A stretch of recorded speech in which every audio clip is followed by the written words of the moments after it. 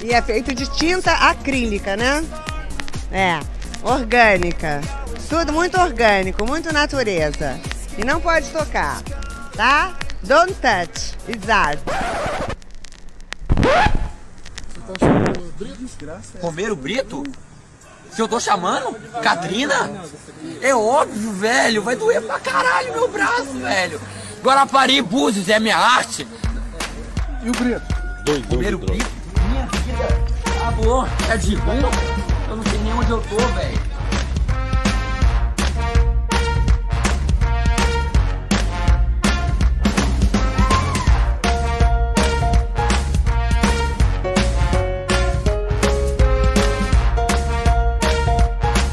Ok. Eu sou a Alana e esse é o Pataquadas. Pataquada, que significa presepada, palhaçada, tolice, traquinagem, fazer arte. Aqui você fica sabendo das principais notícias do mundinho da arte. Se você chegou aqui agora e não conhecia o Não Pode Tocar, este é um podcast sobre teoria, história, crítica de arte e temas afins. No nosso feed, você encontra, além dos episódios do Pataquadas, os nossos programas de temporada, com ensaios, entrevistas e bate-papo. E o Não Pode Chorar, no qual nós contamos algumas desventuras da vida e pensamos em modos criativos de lidar com elas. Nós estamos presentes em todos os agregadores de podcast e nas plataformas comumente usadas para ouvir música, como o Spotify e o Deezer. Você também pode ouvir a gente pelo YouTube ou diretamente no site notamanuscrita.com.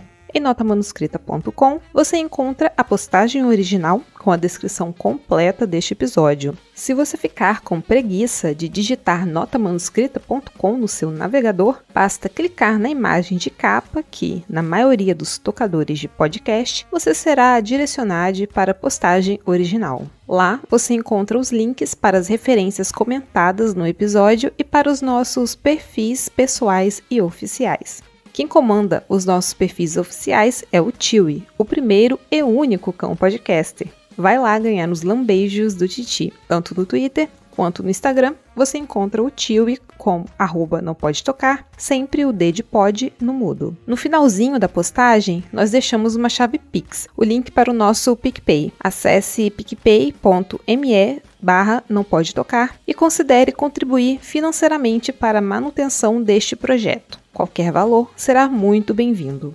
Se não der para contribuir financeiramente, só de nos seguir nas redes e de compartilhar este episódio com outras pessoas, você já nos ajuda e muito.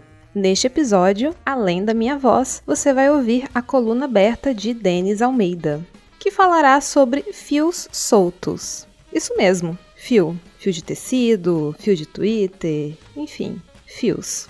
Lembrando que todas as notícias estão linkadas na descrição do episódio. Sem mais delongas, bora lá!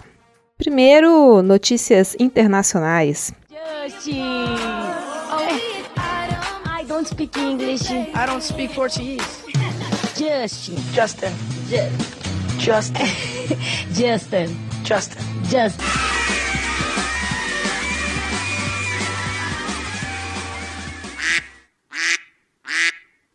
Notícia do dia 12 de agosto. O premiado autor Salman Rushdie, de 75 anos, passou por uma cirurgia de emergência depois que um homem o esfaqueou várias vezes antes de sua palestra agendada na Chautauqua Institution. O suspeito do ataque, identificado como Hadi Matar, de 24 anos, supostamente pulou no palco e avançou em direção a Rushdie, esfaqueando repetidamente, segundo a polícia do estado de Nova York. O suspeito foi detido por membros da plateia e funcionários que o forçaram a cair no chão até que ele foi preso por um policial. O autor sofreu 3 facadas no pescoço, 4 facadas no estômago, perfurações no olho e no peito direitos e uma laceração na coxa direita. Rushdie pode perder a visão do olho direito. Matar se declarou inocente das acusações de tentativa de homicídio em 2º grau e agressão em 2º grau com a intenção de causar danos físicos com uma arma mortal. Rushdie viveu escondido depois que seu romance Os Versos Satânicos foi publicado em 1988, atraindo críticas de alguns muçulmanos que o consideravam um sacrilégio. O falecido líder iraniano Ayatollah Ruhollah Khomeini, que descreveu o livro como um insulto ao Islã e ao profeta Maomé, emitiu um decreto religioso pedindo a morte de Rushdie em 1989. Próxima notícia. Agora para notícias nacionais. Vamos mostrar cultura pra esse povo? Vamos, faz um gritinho aí pra nós.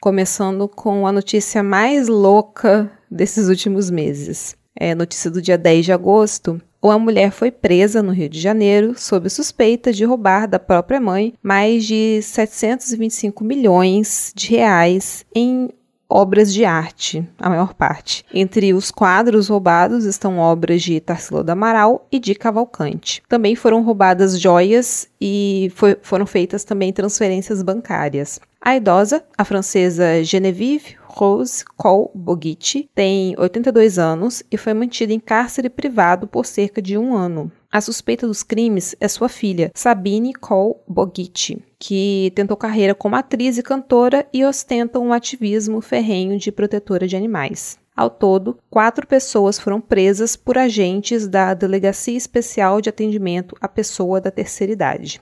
Sabine, a filha, Rosa Stanesco Nicolau, conhecida como Mãe Valéria de Oxóssi e também companheira de Sabine, Gabriel Nicolau, filho de Rosa, e Jaqueline Stanescos. Estão foragidos Diana Rosa Aparecida Stanesco Vuletti e Slavo Vuletti, pai de Diana. O cálculo dos 725 milhões de reais inclui as obras de arte avaliadas pela vítima em aproximadamente 710 milhões e joias roubadas estimadas em 6 milhões, pagamentos de 5 milhões feitos pela francesa após ser enganada e de outros 4 milhões feitos sob suposta coação e ameaça. Foram roubados e vendidos 16 quadros para galerias de arte. Uma das galerias, que fica em São Paulo, comprou 3 obras com valor estimado em 300 milhões de reais. Ainda segundo a polícia, pelo menos 2 dessas obras foram revendidas para o MALBA, Museu de Arte Latino-Americana de Buenos Aires. As obras são Elevador Social, de Rubens Geschman, de 1966, e Maquete para o Meu Espelho, de Antônio Dias, de 1964. Em nota enviada por sua assessoria de imprensa, o fundador do museu, Eduardo Constantini, afirma, no entanto, que as aquisições foram feitas para sua coleção privada e não para o acervo do museu. A idosa foi casada com um romeno, Jean Boguichi, que era colecionador e negociador de arte, e herdou os quadros após a morte do marido em 2015. Sabine, a mulher presa suspeita dos crimes, é filha do casal. Em setembro de 2012, um incêndio destruiu parte do acervo do casal, que vivia em uma cobertura em Copacabana, na zona sul do Rio de Janeiro. Entre as perdas estavam obras importantes de artistas como Di Cavalcante e Alberto Guinar, respectivamente Samba, de 1925, e A Floresta. Também foram perdidas as obras A Mulher e o Galgo, de Vicente do Rego Monteiro, A Leitura, de Lazar Segal, uma tela do uruguaio Joaquim Torres Garcia e outra do francês Nicolas Antoine Tonnet. Cerca de 15 das 150 obras do acervo do casal foram queimadas na ocasião. Entre as pinturas que se salvaram do incêndio estão 3 obras de Tarsila do Amaral e a famosa O Beijo, de Rodin, da década de 1880.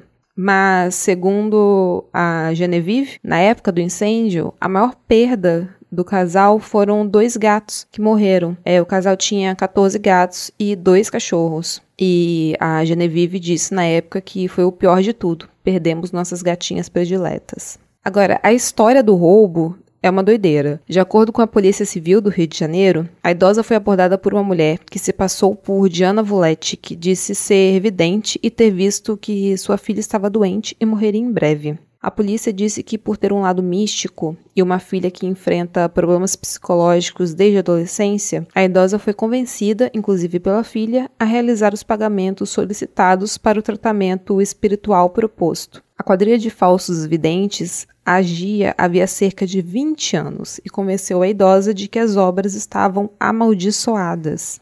Entre janeiro e fevereiro de 2020, foram realizados pelo menos 8 transferências no valor de 5 milhões de reais. O valor total das joias roubadas é estimado em 6 milhões. Depois desses pagamentos, feitos nas contas do pai e do sogro de Diana, a filha começou a isolar a mãe da convivência com outras pessoas e dispensou os funcionários da casa, o que fez a francesa desconfiar e parar de fazer os depósitos. De acordo com as investigações, Sabine começou então a agredir e ameaçar Genevieve, além de negar-lhe comida para forçá-la a fazer as transferências. Sob a desculpa da pandemia, ela não podia ver nem ligar para ninguém, a não ser as pessoas que faziam um tratamento espiritual.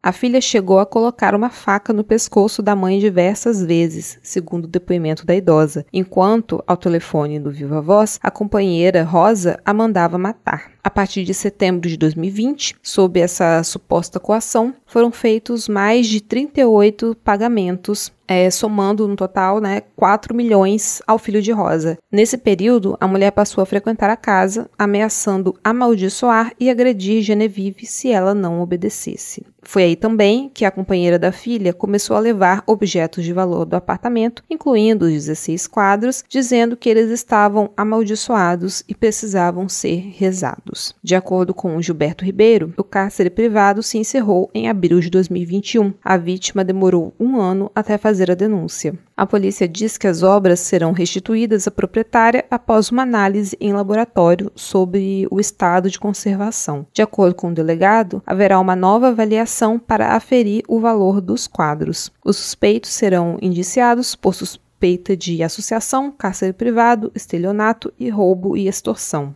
No site da Folha vocês conseguem ver a lista de todos os quadros que foram roubados e os que foram recuperados. Um dos quadros que foram roubados e que foram já recuperados é Sol Poente, de Tarsila do Amaral, que pertence ao período mais importante da produção da artista, que vai de 1923 a 1933. O quadro retrata um sol que se espalha em arcos laranjas e amarelos vibrantes por todo o céu de uma paisagem povoada por formas que remetem a cactos e capivaras. A pintura foi resgatada debaixo de uma cama em uma operação deflagrada pela polícia da Delegacia Especial de Atendimento à Pessoa da Terceira Idade. Quadros de Tarsila datados dessa época também costumam estar entre os mais bem cotados na área. Segundo agentes de mercado, uma dita brasilidade e a fama de Sol Poente, que foi exibido em diversas mostras e chegou até estampar um quebra-cabeça da marca Estrela, poderiam inclusive tornar seu valor no mercado superior de A Lua, que teria custado ao Museu de Arte de Nova York cerca de 75 milhões de reais, ou 20 milhões de dólares. A cifra que circulava entre fontes na época da compra nunca foi confirmada. Mesmo assim, as avaliações de 250 milhões de reais para Sol Poente e 300 milhões de reais para o Sono, que constam na lista da Polícia Civil, são consideradas exageradas por fontes do setor. Gustavo Perino, especialista em perícias de obras de arte e fundador da Givoa Art Consulting, diz que 200 milhões de reais, por exemplo, seria o valor da atual apólice de seguro de Abaporu, talvez a obra mais importante da artista brasileira e uma das joias do Malba, o Museu de Arte Latino-Americana de Buenos Aires. Próxima notícia. A coluna do dia 18 de agosto de Djamila Ribeiro para a Folha de São Paulo fala sobre o Museu da Lava Jato. E ela começa o texto falando: depois de alguns anos de descrédito da Lava Jato, certa desonestidade intelectual permanece graçando no debate público no país. Tenho lido algumas entrevistas dizendo que a Lava Jato foi anulada por questões técnicas, entre aspas. Li isso na entrevista do escritor Vargas Llosa nesta Folha e em muitas outras mais. Mas espera, que questões técnicas são essas? Seria de menor importância a falta de provas da propriedade de um imóvel no Guarujá, em que pesem todas as instâncias e recursos que foram mobilizados na investigação? Aliás, a falta de provas, nesse caso, não é uma questão técnica, mas sim de mérito. Ainda assim, seria algo irrelevante para a compreensão do caso a exibição pública de inúmeras mostras de comprometimento? São questionamentos importantes, afinal, esse mesmo ex-magistrado assumiu o Ministério da Justiça do candidato que foi beneficiado pelo afastamento do adversário nas eleições. Alguma iniciativa haveria de guardar para a história todas essas questões técnicas. Haveria de registrar para a posteridade os julgamentos relâmpagos, o PowerPoint e as conduções coercitivas espetaculosas, a interceptação telefônica ilegal de escritórios de advocacia, entre tantos abusos. Inaugurado neste mês de agosto, o Museu da Lava Jato é o centro de pesquisa e memória com fotos, documentos, vídeos, um amplo acervo sobre a operação. Foram 14 profissionais das mais diversas áreas que catalogaram e sistematizaram o espaço, que começa online, mas que terá sua sede própria em 2023. Idealizado pelo advogado Wilson Ramos Filho, o Xixo, o museu já pode ser visitado pelo endereço museudalavajato.com.br. Xixo explica que lembrar para não repetir. Este é o foco principal do Museu da Lava Jato, a exemplo de tantos outros museus que buscam institucionalizar a memória de períodos de trevas pelos quais passaram determinadas sociedades em determinados períodos históricos. E a Djamila conclui: se não tivermos cuidado, o maior escândalo das instituições de justiça da história vira uma questão técnica do país sem memória. Avesso a eufemismos, o Museu da Lava Jato é muito bem-vindo. Próxima notícia.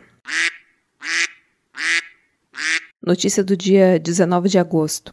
A biografia Paulo Leminski, o bandido que sabia latim, do jornalista Toninho Vaz, vai voltar a circular em outubro, depois de 9 anos indisponível por um veto da família do poeta à 4ª edição da obra. Lançada pela primeira vez em 2001 pela Record, a obra ficou famosa por revelar a existência de um filho de Leminski até então desconhecido. Quando estava prestes a ser reeditada pela editora Nossa Cultura, foi barrada por uma interpelação das herdeiras do biografado junto à editora. Depois que o Supremo Tribunal Federal derrubou, em 2015, a exigência de autorização para a publicação de biografias, o livro de Vaz já poderia ser reimpresso. Tanto que agora, quando a nova edição enfim saiu pela Tordesilhas, o jurídico da casa nem hesitou, segundo o autor. O autor disse que o motivo alegado da censura foram as 5 linhas novas que adicionei àquela edição falando do suicídio do irmão do Leminski, o Pedro. Mas a família nunca veio falar comigo. E, na mesma canetada, censuraram também 2 livros de Domingos Pellegrini e Regis Bonvicino. Agora eu vou publicar aquelas mesmas 5 linhas do lugar onde deveriam estar. Próxima notícia.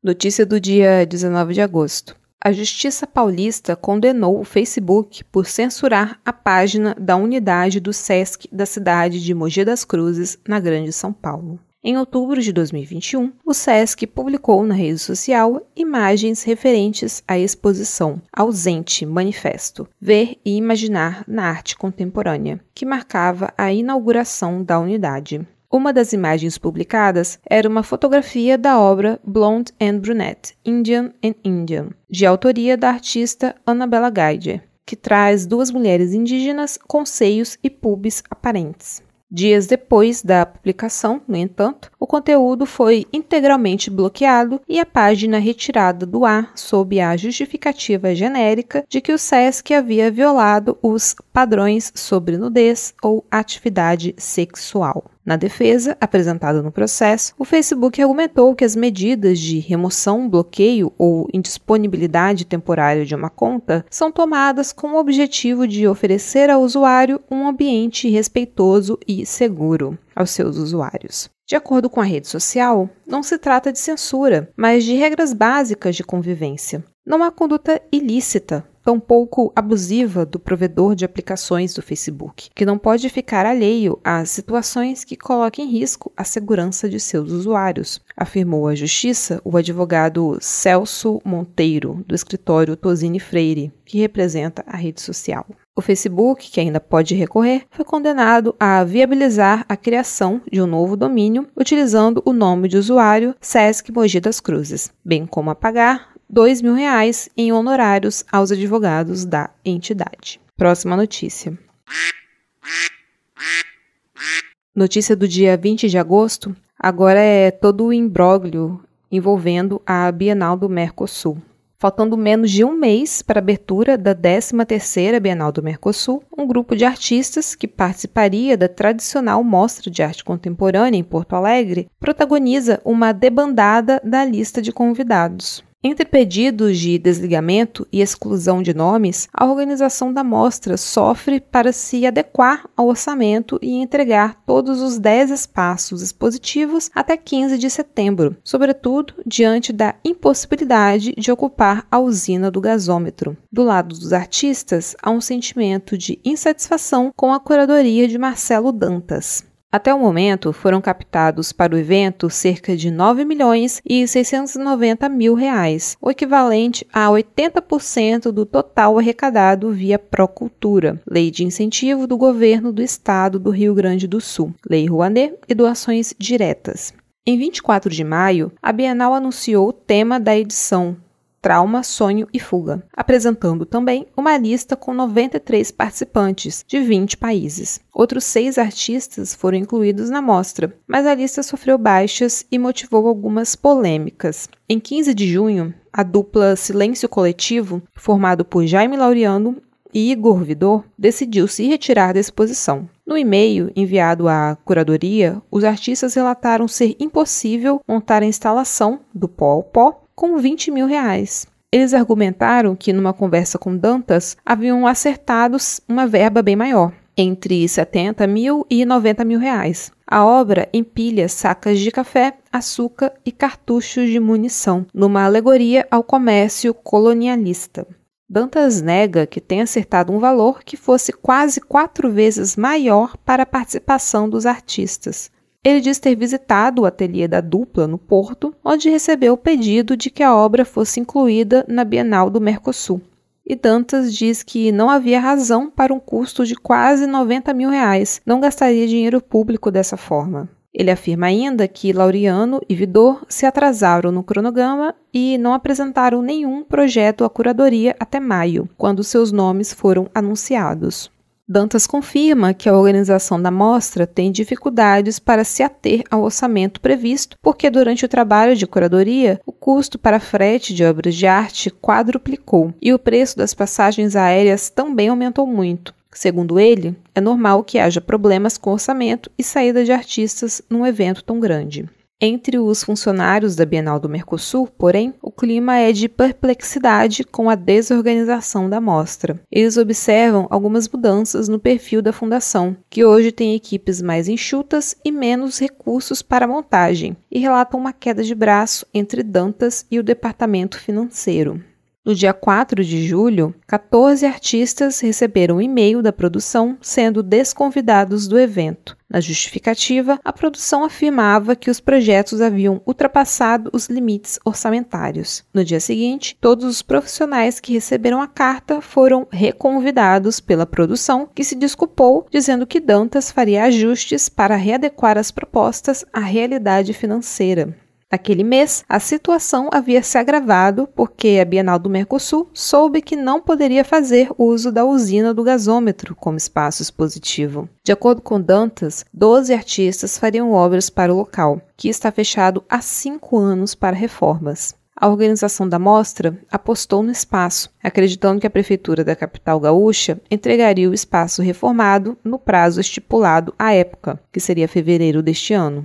Só que as obras no prédio foram paralisadas em outubro do ano passado, devido à necessidade de readequar o contrato entre a prefeitura e a empresa responsável pelo projeto. Após as mudanças, os trabalhos foram retomados em julho deste ano, quando a curadoria da Bienal já havia embarcado no imbróglio envolvendo o prédio, atrasando seu próprio cronograma. Com a retomada, as obras ficaram 44% mais caras do que o valor previsto. A nova usina do gasômetro deve ficar pronta em abril do ano que vem.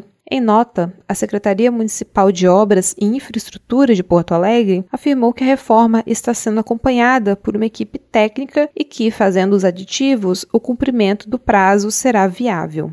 Sem um gasômetro, a mostra deslocou os trabalhos artísticos para o Cais Mauá, Casa de Cultura Mário Quintana, Instituto Ling e Paço Municipal. Os funcionários temem que os espaços não fiquem prontos a tempo.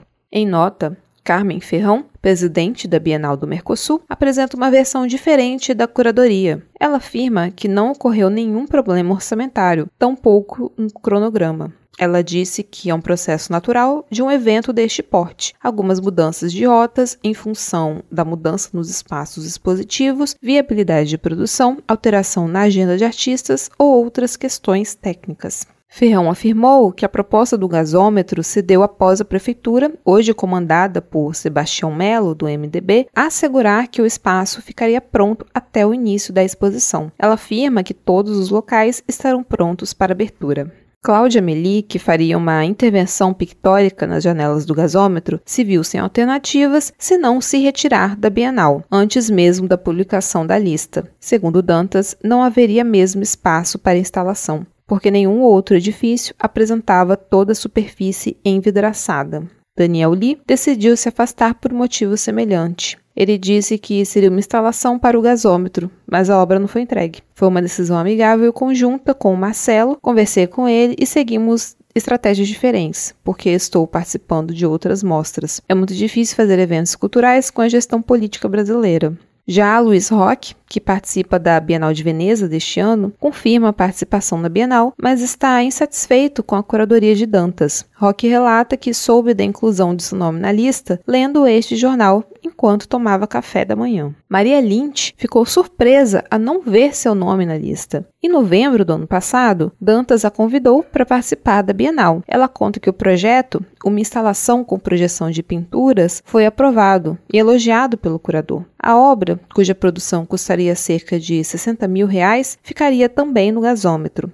No dia 8 de fevereiro, Dantas mostrou ter aprovado a obra em mensagem enviada à artista. E a reportagem teve acesso a essa mensagem. E nela está escrito: vi e gostei e já incluí. Estávamos na negociação para ter a usina do gasômetro até semana passada e finalmente conseguimos confirmar, o que me permite ter espaço para projetos dessa dimensão. Então agora consigo dizer que dá. Porém, em abril, Dantas sugeriu que a artista procurasse financiamento externo para garantir a montagem do trabalho, pois o orçamento do evento havia estourado. Mesmo contrariada, ela procurou outros apoios, mas em junho recebeu um e-mail sendo desconvidada. E a artista escreveu no e-mail: nunca imaginei passar por uma situação como a que fui exposta, muito menos por uma instituição séria como a Fundação Bienal das Artes Visuais do Mercosul. É inaceitável que uma artista seja desconvidada 7 meses depois da confirmação de sua participação e com o trabalho em andamento. Agora, a próxima notícia. Notícia do dia 19 de agosto. O IPHAN, do Rio de Janeiro, preocupa mais uma vez servidores e especialistas ligados ao patrimônio público. Depois da paralisação de mestrado profissional no Rio e de uma ameaça de transferência de acervo, agora o IPHAN de Brasília pede que 7 aparelhos de conservação e digitalização de documentos da unidade sejam transferidos para a capital federal. A leitura que especialistas e funcionários fazem do caso é que se trata de mais uma ofensiva do governo federal contra o órgão de patrimônio, já que não há argumentos que justifiquem levar o setor de conservação para Brasília. Eles também afirmam que a retirada desses aparelhos da unidade vai impossibilitar um bom atendimento ao público e o acesso à informação pública. O laboratório existe desde os tempos iniciais do IPHAN no Palácio Capanema e foi criado por Edson Mota, conservador e servidor da instituição. Lembra Márcia Chuva, historiadora que foi funcionária do IPHAN até 2009 e participou da implementação do programa que deu origem ao mestrado profissional do Instituto. Ela também disse que ele é organicamente ligado ao Arquivo Central do IPHAN, Seção Rio, e essa separação seria um desmembramento do arquivo, que tem excelência no atendimento ao público e na sua conservação. Funcionários entraram com um recurso no Ministério Público para tentar impedir essa transferência. Esse acervo é consultado para o estudo de políticas públicas de preservação do patrimônio por especialistas do país todo. O ofício não foi respondido por nenhum diretor. Procurado, o IPHAN também não respondeu à reportagem até a publicação. Apesar de parecer uma questão menor, funcionários ouvidos pela reportagem em condição de anonimato afirmam que se trata de um pedido que pode enfraquecer ainda mais a unidade do Rio e se soma a uma série de desmontes ao IPHAN que vem sendo denunciada. Além da paralisação do mestrado profissional, que agora foi retomado, o IFAM vive uma crise generalizada. A instituição cancelou tombamentos em série em ações vistas como ilegais, paralisou o conselho consultivo por quase 2 anos e distribuiu cargos que são chave para aliados do governo. Como a gente já vem comentando aqui há alguns programas. Agora a próxima notícia. Notícia do dia 21 de agosto. O Festival de Gramado encerrou sua comemoração de 50 anos na noite do sábado, dia 20, com uma cerimônia de premiação que consagrou Noites Alienígenas como o grande vencedor desta edição. Dirigido por Sérgio de Carvalho, é o primeiro longa acreano exibido no festival e narra a chegada de facções criminosas do sul do país na região amazônica, ameaçando a vida dos jovens locais. Noites Alienígenas também venceu em ator com Gabriel Knox, ator coadjuvante com Chico Dias e atriz coadjuvante com Joana Gatis. O longa recebeu ainda o prêmio do júri da crítica e uma menção honrosa para o ator Adanilo. A escolha para o principal Kikito, apesar de fortemente aplaudida, foi um tanto anticlimático para um evento que tinha como favorito absoluto, até então, Marte 1, de Gabriel Martins. O último longa levou os prêmios especial do júri, de roteiro, de trilha musical e de voto popular. Antes da cerimônia, a estreante categoria destinada a longas documentais já havia anunciado seu vencedor, Um Par para Chamar de Meu. A diretora Kelly Cristina Spinelli, no entanto, subiu ao palco apenas neste sábado. O documentário mostra a relação de um grupo de senhoras com seus personal dancers, rapazes contratados para serem seus pares em bailes de dança voltados à terceira idade. O contexto se abre para reflexões relacionadas à sexualidade, solidão e classe social na vida dessas mulheres que passaram dos 60 anos. A seleção deste ano, em especial a de longas e curtas brasileiros, foi marcada por questões políticas que pipocaram também fora das telas, em manifestações vindas de artistas e que por vezes entraram em conflito com a população local, mais à direita. E no link da reportagem você encontra a lista de todos os premiados no 50º Festival de Cinema de Gramado. Próxima notícia. Notícia do dia 21 de agosto.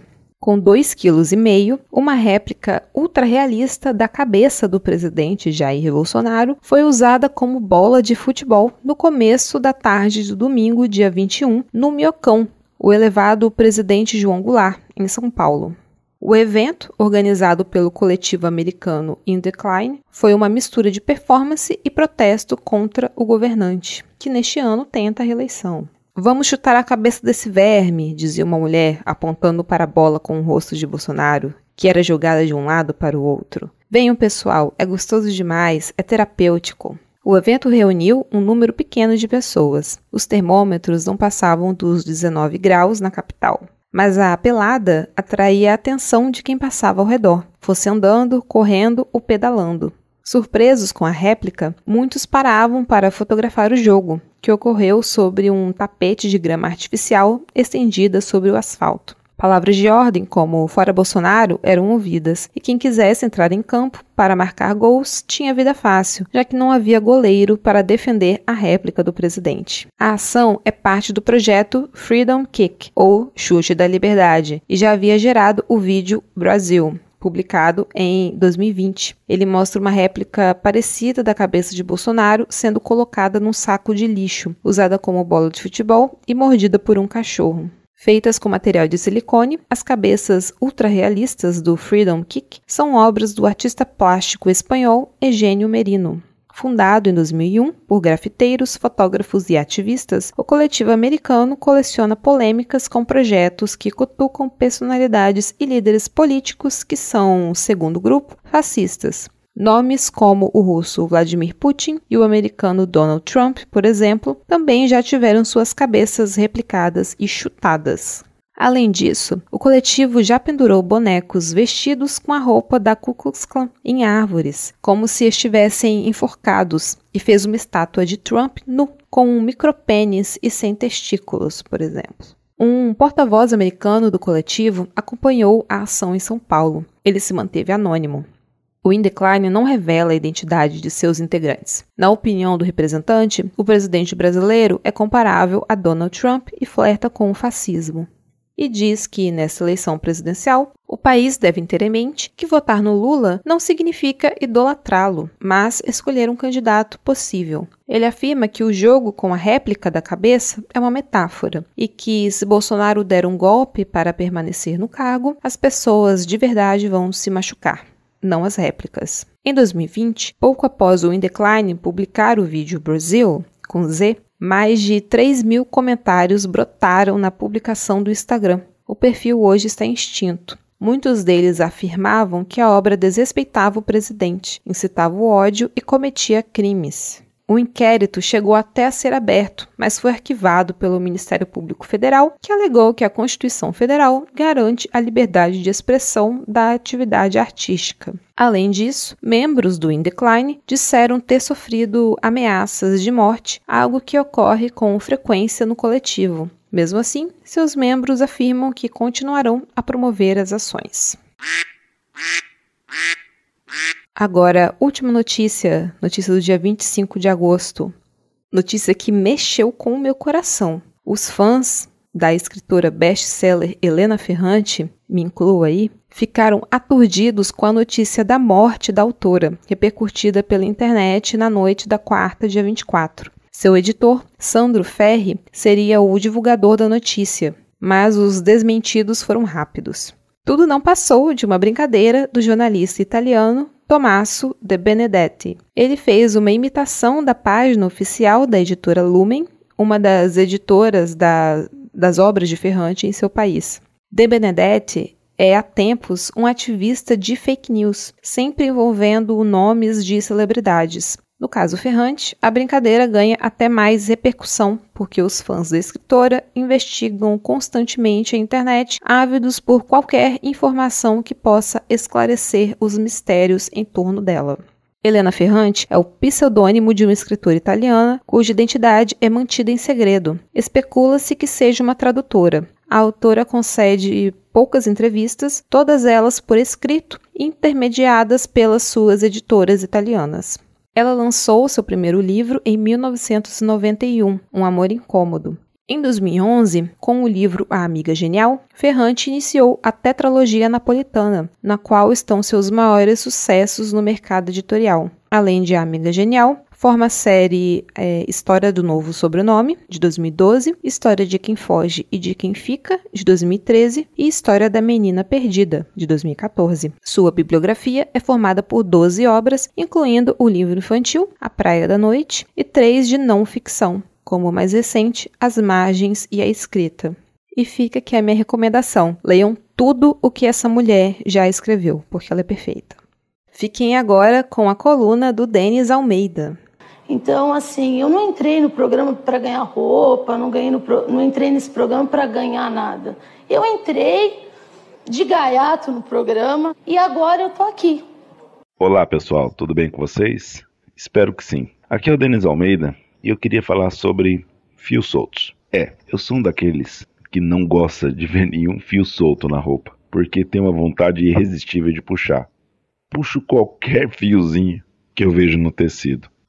É um defeito, eu sei. Eu sei que eu deveria apenas ir lá com a tesoura, cortar o fio e acabou. Mas eu simplesmente, realmente não consigo. Vejo o fio e lá tô eu, puxando. Tem outro tipo de fio que eu também costumo puxar, que aparece quando eu preparo as minhas aulas. Por exemplo, estou preparando minha aula sobre jesuítas no Brasil, colônia, e de repente descubro a influência dos jesuítas na criação do pão de queijo. Para mim também é irresistível.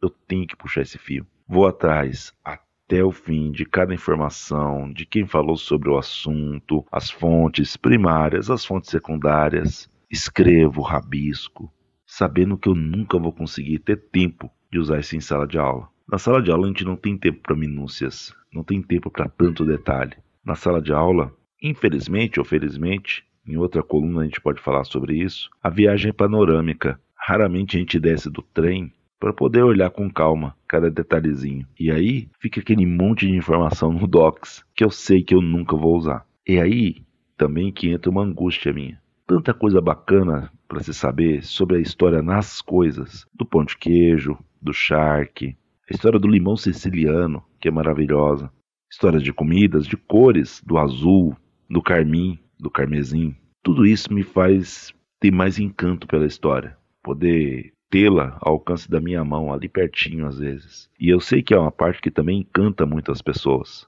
mas não dá tempo de trabalhar isso na sala de aula, como eu acabei de dizer. E por isso justamente que eu pego tudo isso e coloco em forma de fio. O fio que eu faço no Twitter, em geral, é o fio que eu puxei do tecido do planejamento de aula. Aquele fio solto, aquilo que aparentemente não vai dar em lugar nenhum, porque não faz parte do conteúdo da apostila, não faz parte do conteúdo programático e justamente por isso vai ficar de fora. Mas para mim esse fiozinho é tão importante. Ele me incomoda, só que de um jeito bom, ao contrário do fio do tecido. Ele me incomoda porque ele me instiga. Ele me incomoda porque ele me faz pensar sobre o quanto a história está perto da gente, o quanto a história nos envolve, o quanto esse fio nos enrola, nos envolve, e num novelo ou num fio embaraçado que a gente busca tentar dar sentido a ele. O fio para mim é muito terapêutico por causa disso. O fio da escrita, o fio no Twitter, principalmente, é muito terapêutico, justamente por isso. Porque ele começa a me fazer, porque desenrolar esse fio, puxar esse fio solto e dar sentido, coesão, imagem, texto a ele, me faz ter um certo prazer que às vezes me foge dentro da sala. E não tem problema nenhum nisso. O problema é meu, não é dos alunos, não é da escola. Eu que tive que resolver e eu que dei sentido.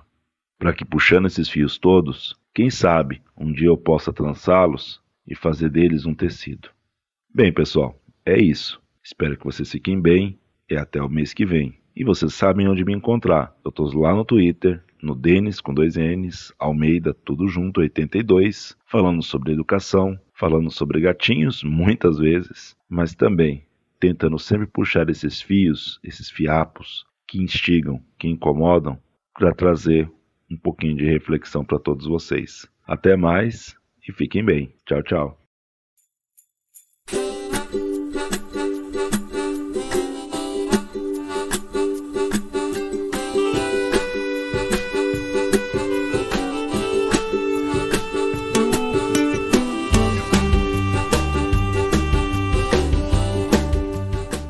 E encerramos mais um episódio do Pataquadas. Se você gostou ou não gostou, fala com a gente. Você pode entrar em contato com a gente através do nosso e-mail, que é nampodetocar@gmail.com, ou dos nossos perfis pessoais e oficiais, que estão todos linkados na descrição completa deste episódio, na postagem original em notamanuscrita.com.